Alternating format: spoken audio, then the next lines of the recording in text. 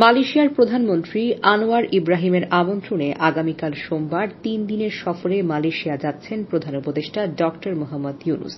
সেখানে মঙ্গলবার দুই দেশের সরকার প্রধান পর্যায়ের বৈঠক অনুষ্ঠিত হবে। ওই দিন সকালে পুত্রযাত্রায় আনুষ্ঠানিক দ্বিপক্ষীয় বৈঠকে বসবেন ড মোহাম্মদ ইউনুস ও আনোয়ার ইব্রাহিম। দ্বিপাক্ষিক এই সফরে প্রতিরক্ষা, জ্বালানি ও হালাল খাদ্য সহ বিভিন্ন খাতে ৫টি সমঝোতা স্মারক স্বাক্ষর এবং ৩টি নোট বিনিময় হওয়ার কথা।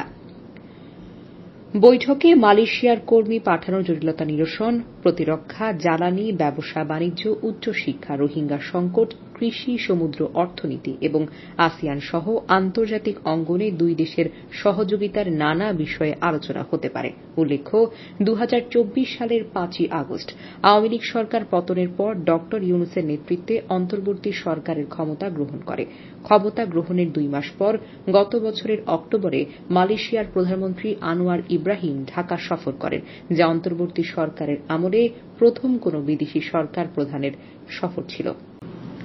এমন আরো খবর পেতে ZTV কে সাবস্ক্রাইব করে পাশেই থাকুন।